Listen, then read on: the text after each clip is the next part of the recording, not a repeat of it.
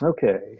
Good morning, good afternoon, actually, everyone. Good to see some familiar faces out there. I'm Pat Gibbons. For those of you that haven't met me, I lead the programming efforts for the Indianapolis chapter.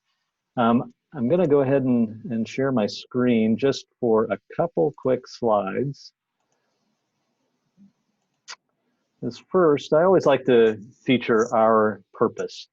That we help Indianapolis companies discover, embrace, and embed the principles of conscious capitalism. And while we are focused on Indianapolis, I want to recognize that we had people register for this event that are from across the state of Indiana. And in fact, I think there were at least 5 different states represented. That's one of the cool things about doing virtual events, is that we can have others attend. So it is a big tent. We welcome that. And one of the cool things is any of us can attend not only our events, but there are so many other events happening within various chapters across conscious capitalism. I also want to recognize our champions listed at the bottom. These are companies that have financially contributed to help us do what we do. And I actually want to call one of them out. GoodellNet was in the news this week, and I'm going to reference something. They have now earned the certification as a B Corp.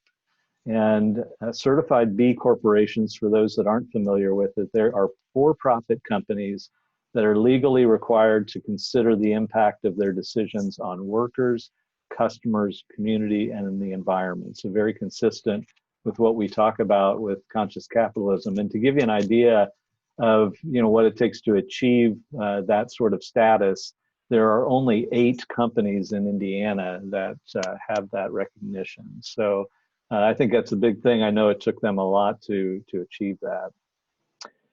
Also, just to mention, this is the second in a series of events that we're planning kind of now through the end of the year.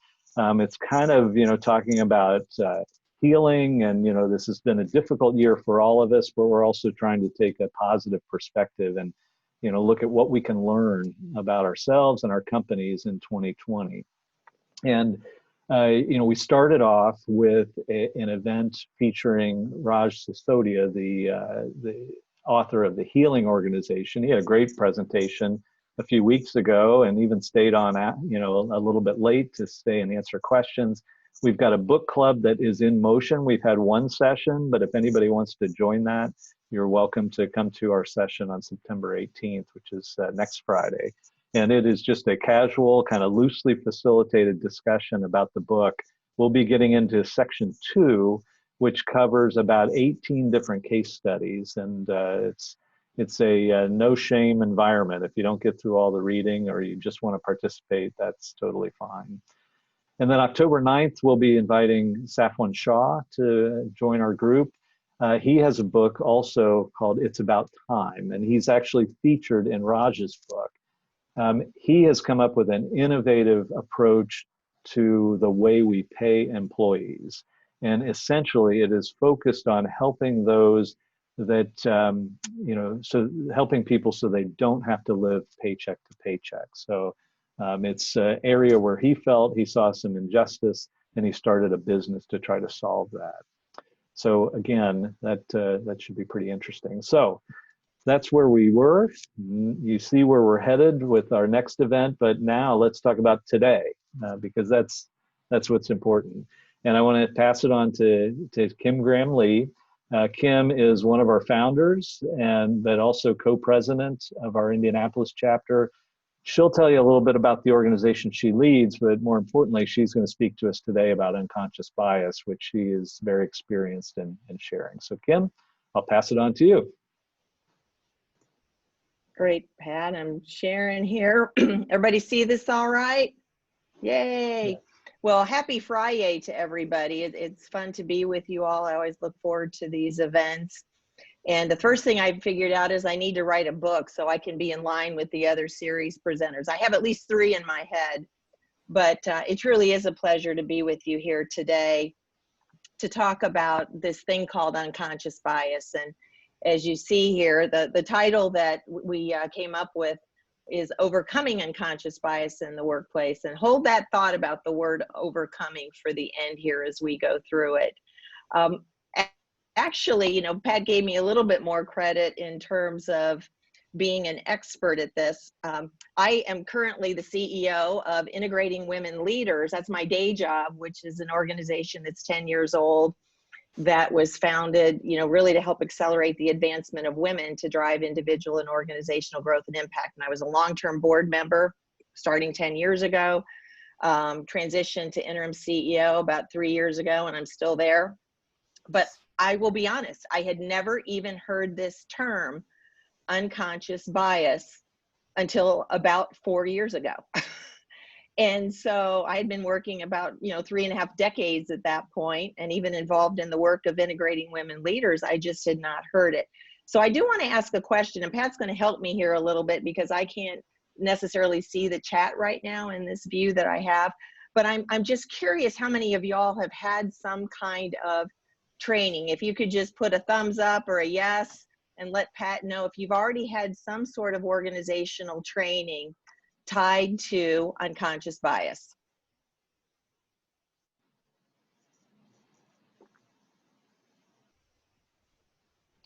Okay, Kim. So far, I am seeing yes from virtually everybody. But Well, good. There's a couple of no's in there too. So Yeah. Well, that's good. So I will tell you that, especially in the smaller, more mid-market companies, I'm not sure there has been a focus on that. And so I think that's been the wonderful opportunity. And I would tell you, even the larger organizations that we work with, as part of my day job, it's not even something that has covered all the employee base, but it is certainly an important topic.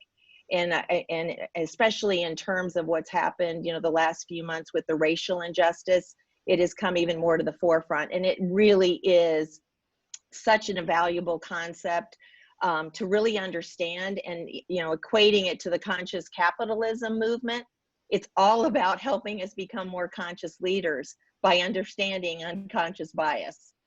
So with that, I'm going to kick this off with a fun little exercise here, another one. In about 3 seconds, well, 5 seconds, I'm going to show something on the screen, and you're going to look at it very quickly. I'm going to give you 5 seconds, and I want you to put in the chat what's wrong with the slide.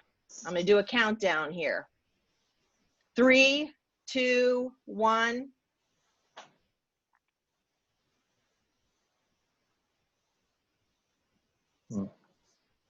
What was wrong with that slide? If you could put it in the chat again, and Pat, I'll ask for your help. What people are saying? No answers yet. No answers. No answers. Anybody? Anybody? Bueller? There's one saying, show me again. I'm going to show you again. One saying, okay. Is it the color? Nope. Is it the color? Okay, y'all ready? I'm going to show it to you again, and it's going to jump out what was wrong with that slide. You see it there? There were two thes. How many of you, and everybody really does this, the first time I ever saw this, you go to the numbers, and other answers I've had in the past is there's not a 0. Should there be a 10? Is it the colors? And the whole point is we went right to the numbers, didn't we? And in fact, it was up above. It was up above. And it was the thes. And the way I like to think about the thes is, you know, how many times do we go so fast that we might miss that that we might not take it, you know, and you equate that to the workplace. How many times do we not value the contribution of a person that's sitting at the table? We overlook them. And that's what this session is about. And we're only going to skim the surface here on unconscious bias and related important concepts. But I hope that even that exercise really made the point of how we can just miss something. And it doesn't make us bad. we miss it. So what we're going to talk about in about 30 minutes that we have here, and we will have some Q&A at the end. But I want to just share with you a little bit more about the roots and the triggers of unconscious bias. Why does this exist? I want to specifically share with you that how that cascades and translates to other kind of more specific bias. And obviously in the work that I do at IWL, tied to gender equality and equity, and we invite men into our work. I'm going to focus a little bit more on gender, and let me make a disclaimer even right there, is that gender is not binary, but for purposes of talking about it, I will be referring to male, female. And then let me also say that the gender equality discussion is the gateway to other important equality discussions that are equally important and even have some of the same bias, like, for example, racial, sexual orientation. So we're starting with gender as the gateway, again, to those other really important equality conversations. I'm going to expose you very quickly to the concepts of privilege and then these things that exist that are called microaggressions and microinequities. And they happen every day, and they happen every day in the workplace. And then what I want to wrap up with are just some key things to kind of trigger what you all can do from an action standpoint, individually and even organizationally, to help overcome bias. We're going to be doing this in a very concentrated time. The work that, this, I will just tell you, we are really skimming the surface.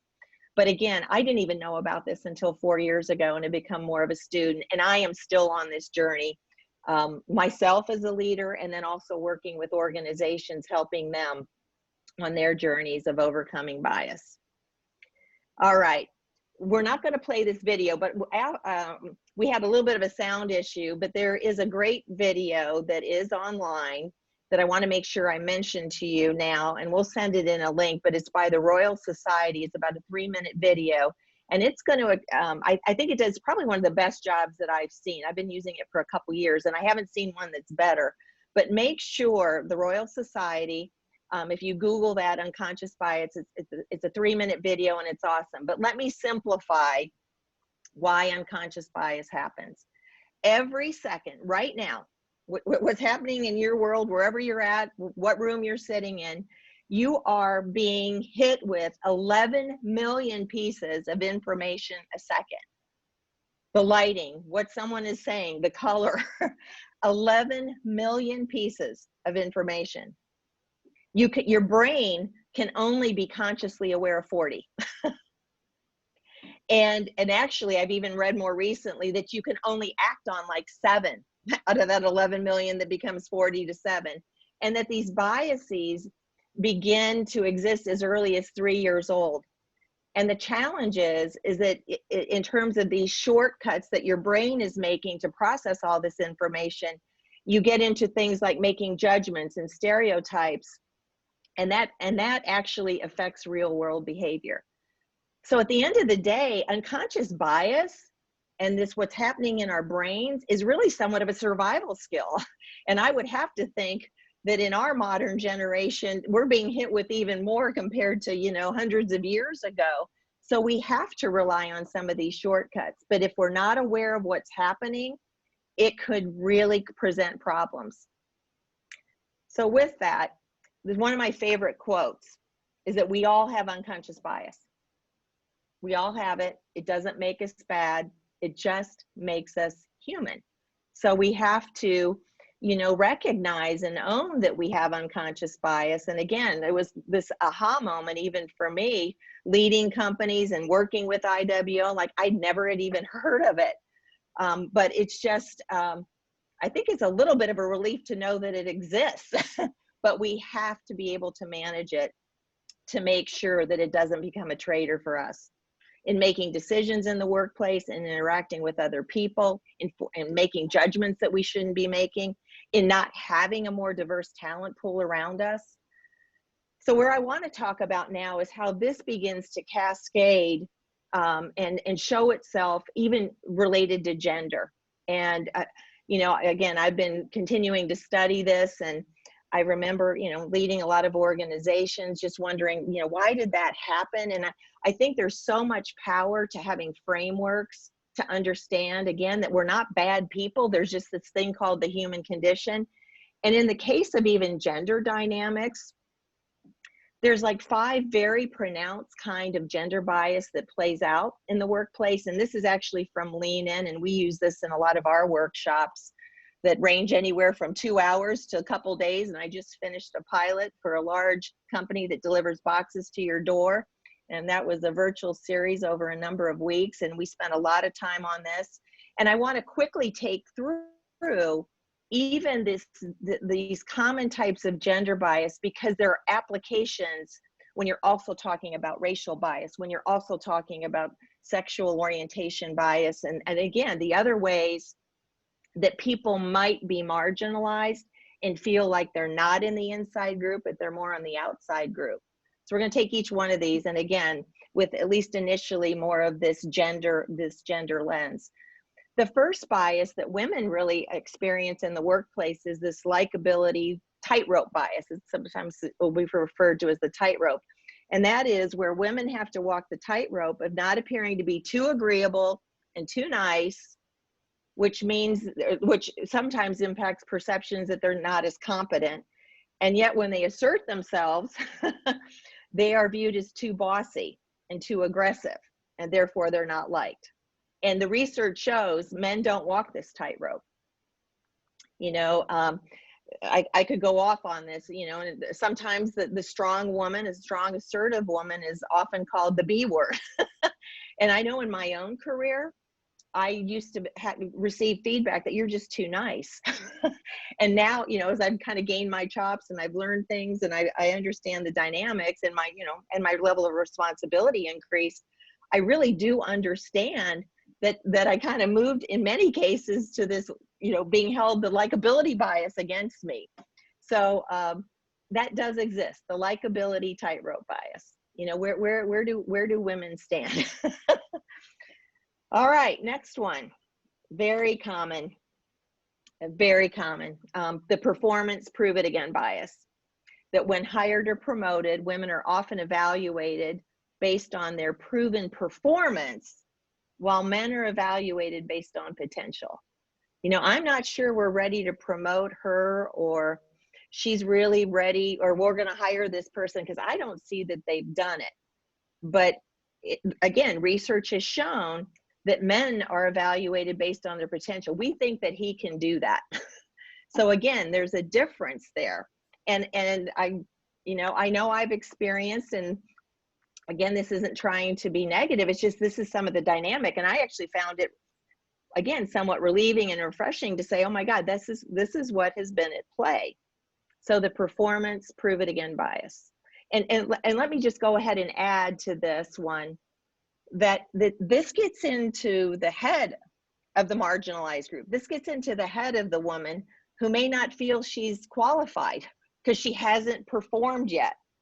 So that's a whole other dynamic in this arena, that often women will not even apply for jobs unless they can check all the boxes that maybe that job description has on it. Whereas men, if there's 6 out of 10 that they check the box on, then they're qualified to do it.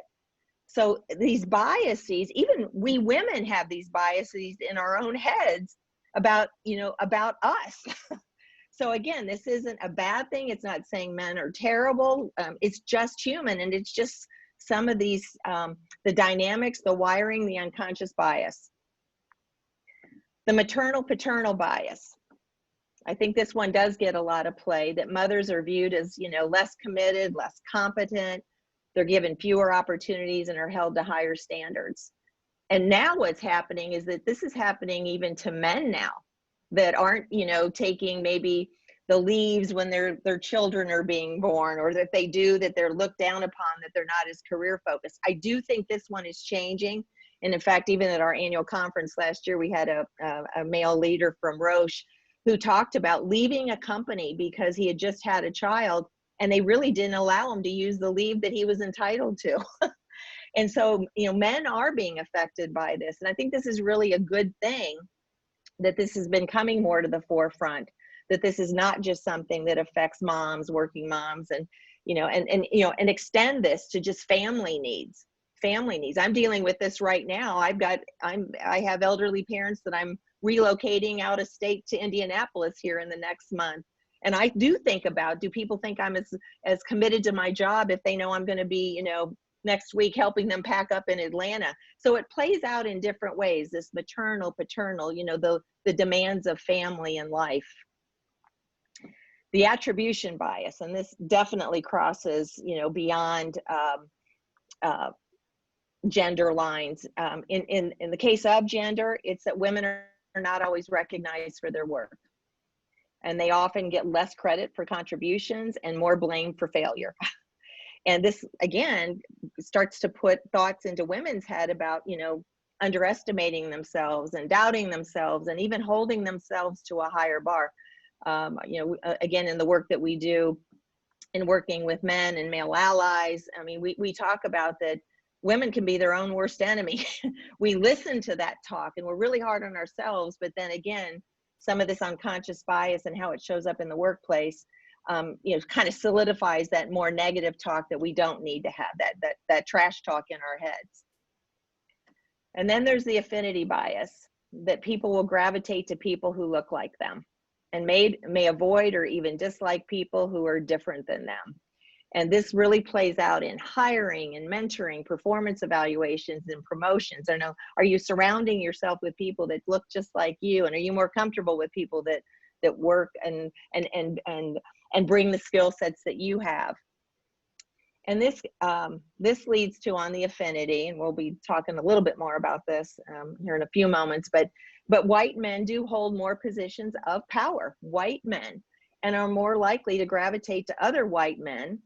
And women and people of color can often feel overlooked and left out. Very common, and again, that has certainly gotten a lot of attention in the world over the last few months, and that's a good thing.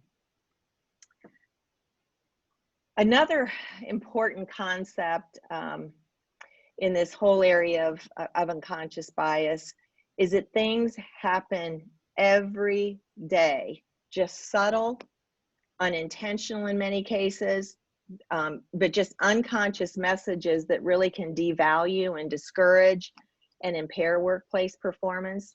And there's two terms for it, not that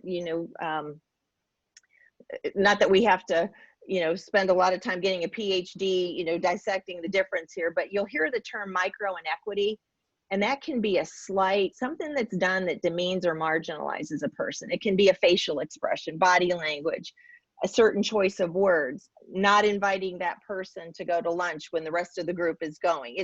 It's those little things that, again, are often hopefully unintentional, that it just makes somebody else feel less than, feeling on that outside group.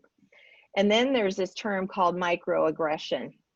And this is certainly playing out in what's been going on with the social and racial injustice, the microaggressions that happen. I mean, acts that really are based on stereotypes that are denigrating to a person. And part of my own learning and education is even making comments to someone that maybe English isn't a native language, that can be construed as a microaggression, like, well, you really speak English well. And the challenge with that is how that person processes that feels like kind of a put down. Does that mean I'm not perceived as being as smart? So you just have to be aware of these subtle microaggressions, these micro inequities. I like to use the term micro indignities, that kind of bundles it all together, that says, the not so little things that can happen every day, but they aren't so little because they send a message to someone that they're less than, that they're not as good as, that they're not on the inside, they don't have the same level of opportunity, they're not being heard, they're the that isn't being seen that we saw earlier. So these are just some examples, of things that happen every day. Checking emails when you're you're not paying attention, you're not being present with the person across the table from you. Interrupting a person mid-sentence. I'll share a little story on that one, and this is even recent. I was doing this workshop virtually across the country for this large company that delivers boxes at your door, and it was a Male as Allies, and my male facilitator kept interrupting me, and I pointed it out. I said, I know you're not aware of this, in the group. And I hit the next slide and I said, men are 3.5 times more likely to interrupt a woman than they are a man. And it was kind of a beautiful moment. I know he wasn't intentionally trying to do it, but it happened. And he's even an expert that helps train on these things. So again, it's just that it's the human condition. So interrupting a person mid-sentence, making eye contact only with men while talking to a group that includes both men and women, taking more questions from men, consistently forgetting or mispronouncing a person's name, expecting women to do the office work. Well, you know, Kim, will you go ahead and take the minutes again this time? And you know what happens? Women will just jump into that role. Even if they're not asked, they'll just jump into that role. So again, it's those little things that just happen every day. And I also like to describe that as it feels like death by 1,000 paper cuts. Each paper cut in and of itself maybe doesn't appear to be that much, but just over time, it really is harmful and it hurts. Death by 1,000 paper cuts. And related to gender, 64% of women report that this happens all the time. And I'm doing some other work, kind of building out some of our programming tied to racial, which we had already started earlier this year, even at the beginning of the year. And, you know, again, any group that feels marginalized, you know, not on the inside, these little things just build up, and it's harmful. And people then aren't showing up as their best self with the gifts that they bring and the different perspective and experience. And that's why this is, I just think, so exciting and so powerful to understand. Another important concept, and we kind of got into this earlier when I was talking about, you know, white men kind of hold the power, this notion of privilege. And I'm going to do another exercise. Pat, I didn't tell you about this one, so you can help me here again, okay? All right, I'm notion ready. of privilege. Okay, you can do it. I love to do this. What % of men are over 6 feet tall of all men in the United States? If you put in, if you put in like a chat, like what % you think of men are over 6 feet tall in the United States? Okay, so we've got a 10%, 40, 40, 20, 33, 20, 15, 33, 30, 25, 20. I think I kept up with most of them. There's one okay, well, 50. There's okay. So ranges, Some, I think, from, oh, I'm sorry, did I interrupt? No, go. Very good. It ranges from 10 to 50, it looks like. Okay. Closer to 10. It's 15%. Wow. 15% of men across the United States are over 6 feet tall. All right, let's do this again. What % of men are over 6 feet tall that are Fortune 500 CEOs? If 15% of all men in the US are over 6 feet tall, what % of men are Fortune 500 CEOs? There's 100, there was 75, 60, 60, 90, 50, 85, 60, 90, 70, 70. Yeah. So y'all get this. It's 58%. It's a much higher number than just what naturally appears in the US. So do you think there might be potentially a bias of height and leadership and maybe opportunity, you know, more opportunities for advancement? So again, I share this as just an example of, you know, just what can happen. And it's not saying that tall men aren't great leaders. It's just, is there perhaps an advantage? Is there a privilege?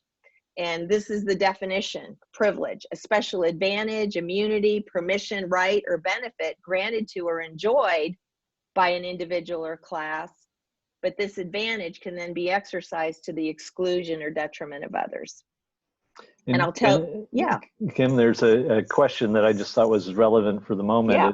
Is that true for women too? Yes, yes. And that's a really important point. I'm so glad that question was asked. This doesn't only happen to men. Women have these same kinds of bias. And I'm gonna get into how a tool that you all can leverage. And I'll go ahead and say this. I've taken some assessments, and I shared this actually in a workshop recently, that even I, with what I do every day, and I'm going to share another story on this, I even have more of a subtle bias that's wired into my brain that men are stronger leaders.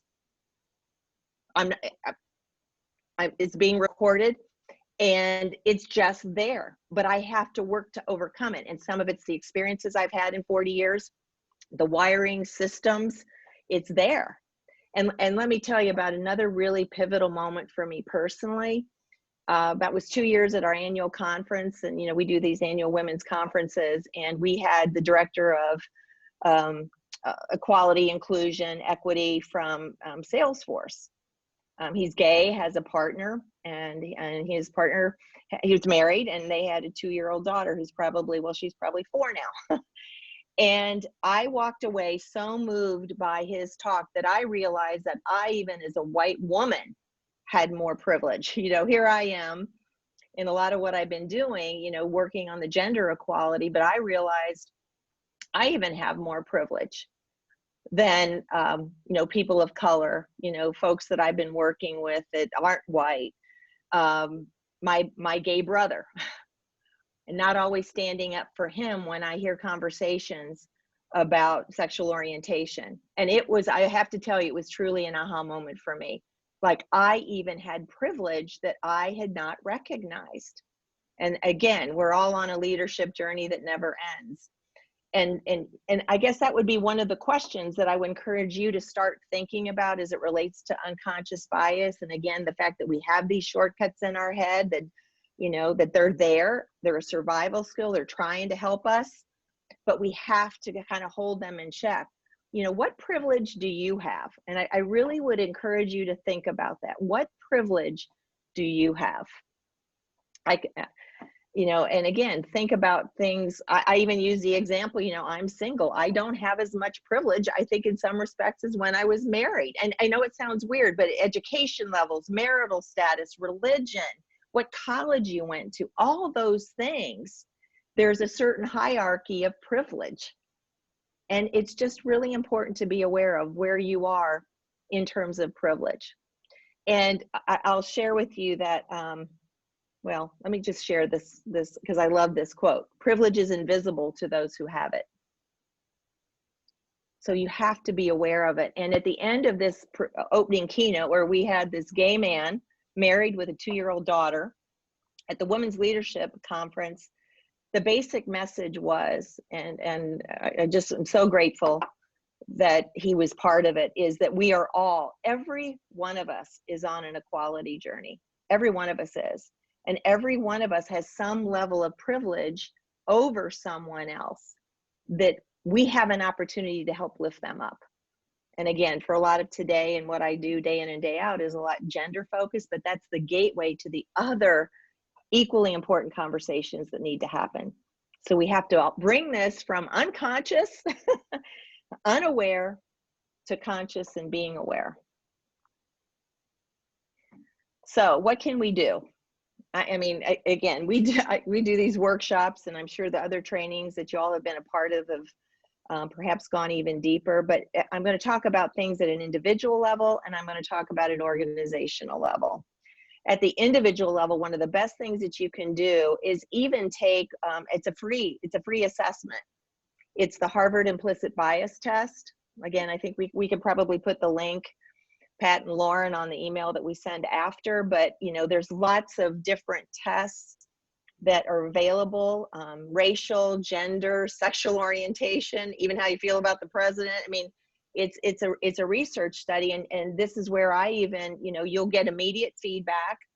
And again, it's not to say you're bad, it's just kind of knowing what's there so you can keep it in check and be aware of it, that it's not invisible.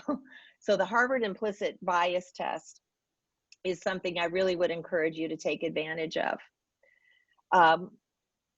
So after, other things that you can do is just, question why you're thinking this way. I mean, and that really relates to, you just sometimes have to slow down in making decisions, and who are you inviting to meetings, and just really being aware, am I, do I have too narrow a lens, and who else can be at the table? And even making him, just like when you all saw that, that example at the very beginning. I gave you 5 seconds. Do we always have to make such fast decisions? Sometimes you just have to slow down, challenge the status quo, hold yourself accountable, and hold others accountable. Politely call out biased behavior. And this is where I really encourage you, there's so much more training that really everyone needs to continue to go through to learn more and to watch for it. But it does start with you as the leader. You have to look inward first, understand your privilege, understand, again, what your defaults are in terms of how your brain is wired. And that's where it starts in terms of your ability to then show up in a different and better way as you interact with others and help them understand their own biases, etc. So one exercise that, and I think we might, I'm going to just check here. I think we might have just a couple minutes here. I want each of you right now to just pull out a piece of paper. And I call this the trusted 10 exercise, but I just want you to even write down five names of the people that you trust the most, that you can, these are people, and they're not family, but they're people, like, let's just say kind of more work oriented, that you really trust the most. And we'll just do 5 names for right now.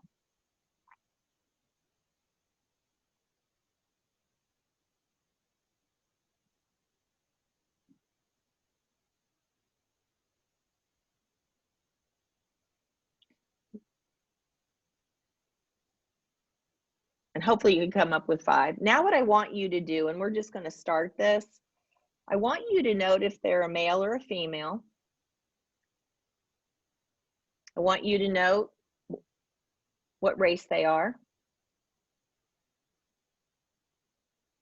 I want you to note maybe what sexual orientation they are. And I'm just going to stop there.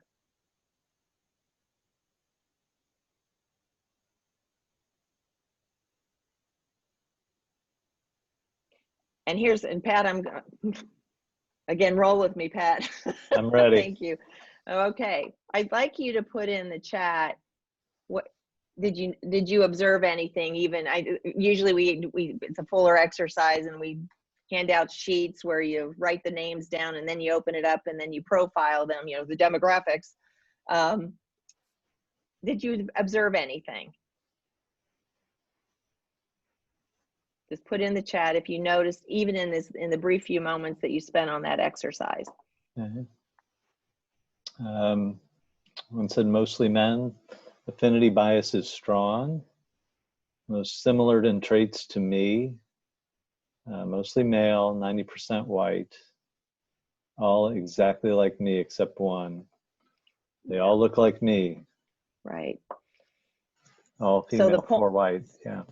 Yeah. So the point is, and yeah, good for you. This is about the affinity bias, that we do tend to surround ourselves and feel more comfortable with people that are like us. But again, that's not necessarily good. And we're missing an opportunity to have other life experiences, other expertise, other points of view. And that's where we have to open our minds and slow down and be more inclusive. It's not just about diversity, it's about inclusion too. It's about, surrounding yourself with people, but inviting them to be part of that conversation, that decision. So you may want to, I know, and again, we're all on a journey. And in fact, I got an email on my way here from a woman at IU, a professor that I've become very good friends with. And I've asked her to be part of my trusted 10. I've been very intentional about trying to not have people look like me that are in that circle or expand it. And that's something I would really want you to walk away from this, this webinar is really being intentional about reaching out to people to learn more from them, to learn, to include. There's advantages all the way around to you personally, as well as what you do organizationally together. So then as an organization, it really does start with you as a leader. It's what I love about the connection to conscious capitalism, that this is, becoming a conscious leader is recognizing that you do have this thing called unconscious bias, and it does start with you, so you can help promote, you know, conscious cultures. There is so much more training that needs to be done, and again, I am only skimming the surface here. And but every member, I believe, in every organization should be going through training tied to unconscious bias. I just really can't believe I spent 35 years of my career and had never had any kind of training in this. And again, even in the kind of the work I was doing as a board member for IWL, I hadn't even heard of it. You have to be very intentional about this as an organization, having conversations, safe space for difficult conversations.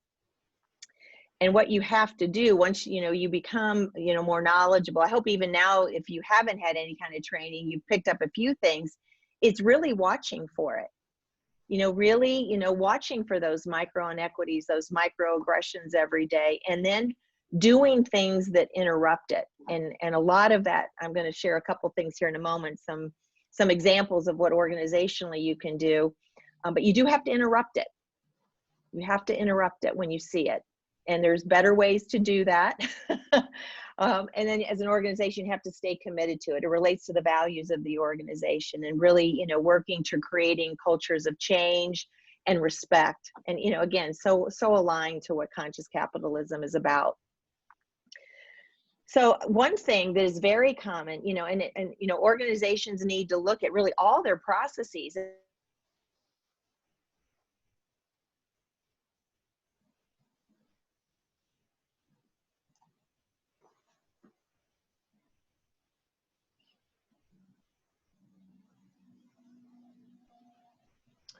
Okay, I think we lost Kim. Are others still on? If it looks like everybody else is still active. I'm here, Pat. Okay. I also cannot hear Kim. Okay. Yeah, I think we did lose her. So it's about quarter I'll till. text her. What's that? Yeah. Thank you. But I think there's been, you know, some good questions coming in, and this may require us to be just kind of open. And if you have something to say or a question that we can share amongst ourselves, go ahead and unmute and share it. I think, you know, one of them was, you know, how do we call out bias that we notice in the organization? And Kim, you're back, but you're muted. Yeah, I think our Wi-Fi went out here. You guys good? You froze up there for a second, but you're back. Okay, yeah, our Wi-Fi went out. I've never had that happen before, so this is exciting. So just to pick up here, you know, be careful about job descriptions. Names should be taken off of resumes potentially. Just take the name off, or anything that might identify what gender or race. You know, it's trying to, again, take out those things that it is trying to level the playing field a bit more, and we're not letting unconscious bias and these stereotypes enter into our decisions and who we decide is the right match. Another very common thing in training, and we don't really have time, you know, I would have loved to have had time even to do a couple, but, you know, doing role plays in your organization, like tied to hiring. You know, after an interview, a colleague says they didn't like a woman candidate because she bragged too much about her strengths and accomplishments. That's the likability bias at play. Ask yourself, well, if a man did that, would that be the same reaction? So scenario playing is really, and role playing is really powerful in educating and helping people call it out, in recognizing it and calling it out. There is a tool, you know, about how do you know, a framework, you know, there are best practices of how you should call it out and the kinds of conversations you have that we don't really have a chance to get into right now. But the thing that, you know, I really wanted to point out, it's really about asking questions and responding and sharing from a learning perspective. And again, I think it so aligns to the whole philosophy of being a conscious leader. And, you know, as Raj has even talked about for years, you know, the characteristics that businesses need today are in some ways considered what are more inherently feminine characteristics, you know, team, collaboration, when, you know, a spirit of inquiry, of learning and understanding, you know, again, someone else's life experiences, what they bring.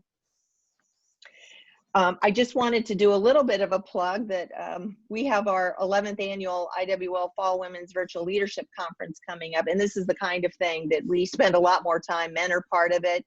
We do have programming tied to even some of the racial bias and justice discussion that needs to be addressed. So it's, you know, it's been an exciting journey. We are pivoting to virtual over 2 half days, 10 to 2, October 6th and 7th. Amazing main stage. We do have a main stage. We're going to be socially distanced at a stage at Marquees, and 10 breakout sessions. And everyone gets to take advantage of all 10 by the end of October.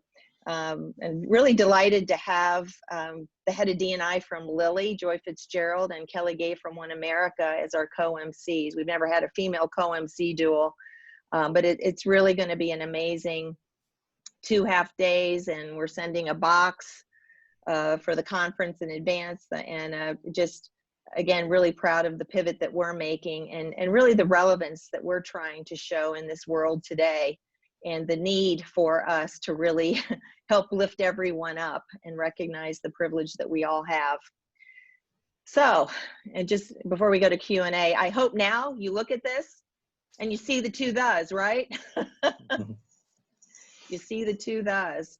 And that's what it's about. It's about just trying to raise awareness. This is happening. It doesn't make us bad. We don't have character flaws. It's just that this is the human condition. And I just am so delighted that it is getting the attention. There's so much work that needs to be done. And so I really thank you. And I'm going to open it up to questions. And it's not so much about overcoming. As Pat and Lauren know, I was a little bit challenged with that being the title, if you remember. I think the overcoming, we're never going to eliminate it. We're never going to get rid of it. But we are going to be able to own it, and we have to own our own unconscious bias, and we have to be able to interrupt it. So I hope in this few minutes that you got a few helpful tips. For those of you who have had already some training, you can certainly jump in and share some of your own thoughts, but I just am so excited that this is finally coming to the forefront of what organizations need to be focused on. So thank you. I am happy to answer any questions, and Pat, I'll let you maybe lead that. Okay. And thank you, Kim. And I'll highlight just a couple things that have come in through the chat that are more comments, but if you have a question, feel free to put it in the chat, or if you're bold enough, I think we have a small enough crowd that you can unmute and just jump in. You know, were a couple of questions. I know Nathan mentioned this company uses a website called Textio to neutralize job descriptions being too masculine or feminine. I think that's interesting. Yeah. Leslie chimed in. The word belonging has popped up a lot for her lately. It's about making people feel like they belong. Absolutely. You know, belonging, and, you know, I would say another part of all of this is letting people show up as the truest version of themselves, not hiding parts of who they are. And so I think that, you know, creating cultures of respect and belonging at the end of the day allows people to be who they are with the gifts that they bring. It's as simple as that. And we need people to be who they are and bring the gifts that, you know, and from an organizational standpoint, leveraging the full talent bench. How many people, you know, aren't, you know, maybe contributing to ideas because of these things that are just happening, again, unintentionally. But again, I think the freedom of being who you are and what you bring.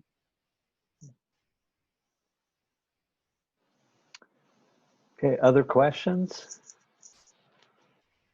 I'd love to know, could I ask a question? If someone would, Yes. It sounds like there has been a lot of training, but I'd love to hear, you know, what your organizations are doing. Pat, it's the old marketing researcher in me, 20 years at Walker. I like to ask questions too, like, you know, what are your organizations doing? Those of you that have had training, and what are you seeing happening in this space?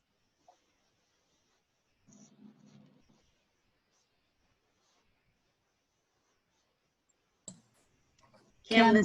this is Chris. I mean, we're pretty careful on hiring, the wording of the job descriptions. I think they just went to a policy of removing names and routing them without names.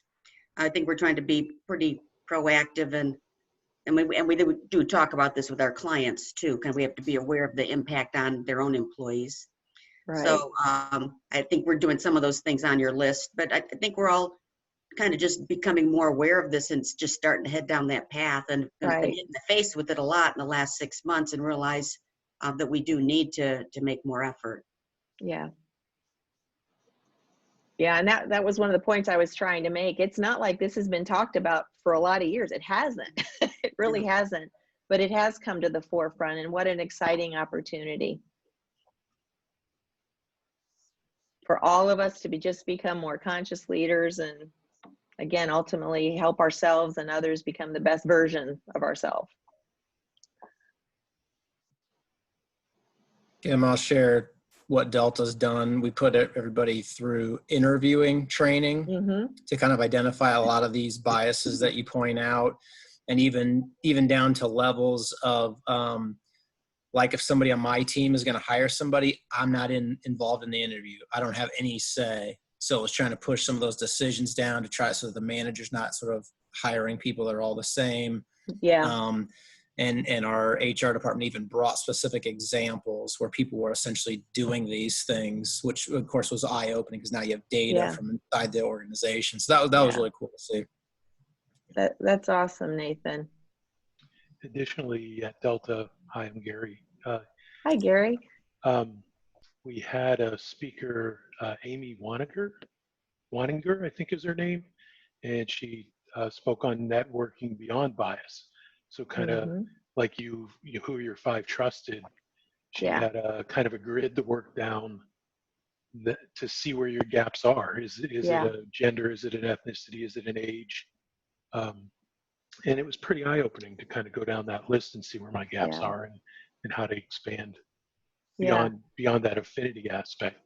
You know, I think it's just kind of natural in a way to associate with people that you have something in common with. But what that kind of popped out was I have to get to know that person to know if I have something in common with them. So get beyond the affinity to explore the other person. Yeah, Gary, I'm so glad you shared that. And, you know, one of the things I didn't touch upon, I said the word, but the whole concept of allyship, that's a whole other conversation. And that's so much of a part of it, you know, taking time to get to know someone, to understand their life experiences. Again, you know, I think allyship is something else that I think deserves more attention in organizations too. And it ties to this. And again, the privilege and who are you helping? And again, how are we leveraging the best talent bench that we can? Well, Kimberly, I'll speak up. Can you hear me? Yes. Yes. Yeah, I'm Ken Wundland. I'm a professor emeritus at the Kelley School of Business and have had a long international business career where I've had to live some of the things you're describing and talking about, as well as seeing a lot of things happening that happen in other worlds that can't happen in our world today. And I do a lot of work on leadership, and the starting point of really leadership is self-awareness. And you brought this out. I think we don't understand the impact we have on somebody else until we hear from somebody else what that impact is. And so a lot of what you're talking about, which gets pushed into the bias category or the gender category, are fairly natural things that we don't realize until we're part of something where it has an impact. And I think we have to be careful of that. A lot of the reading I'm doing is suggesting we're on this bandwagon to eliminate bias, but it really is not very effective. And it's not effective until people feel that they belong and are part of a group where they can in fact exhibit and work on this for themselves. And so a lot of the programs I'm seeing, in fact, at my old university, they're going through this now, trying to create all kinds of statements and other things, which I'm going to guess are going to be fairly ineffective. Because until we feel we belong to, and we understand and reach out and understand what we say is how it's being heard or how it's being interpreted, it's really hard to change that. And so a lot of what you're doing is highly important, but it needs to be done in a context where people, in fact, are becoming self-aware and then doing something about it because it's important to them. Yeah, thank you so much, Ken. Such a pleasure to meet you. You know, I would even tell you it, and I'll let some of the chapter leaders even talk about this. We had even our own interesting conversation. You know, we're all volunteers, you know, in terms of this chapter. And even, you know, we kind of had that moment, I would say, as a leadership team of looking inward, you know, as some of the challenges were, you know, our world was changing with the racial, social injustice, unfortunately, what was going on. And we challenged ourselves. And I will tell you, we talked about, it's not about statements, it's about action. And you will be hearing more about what we're doing even as a chapter. So we even as a collective group, you know, looked at ourselves and said, there's more we can be doing. And it isn't about words on paper. It's really about the action that you're taking. And again, you emphasize the word belonging too. And it isn't going to happen overnight. There is no silver bullet. But it's, you know, it's continuing to do something every day with intentionality. And it starts with us each as individual leaders. So I know we're at 1 o'clock, Pat. We are, you know, the toughest part of my job is trying to close this down. So, but I appreciate everybody coming. Kim, you've gotten a number of nice comments in the chat, just thanking you. Nice. One stating it's a 6'4" white male thanking you for this. That was from Brad. But that's funny. But anyway, great topic, good discussion. Thank you, everybody. I will put up on the screen the slide I had before just so you can see about the next event if you want to take down the website. But we'll be sending something out. We'll also ask for your feedback, which we always appreciate. But thanks to everyone for attending. Yeah, thank you all. Be safe, be well.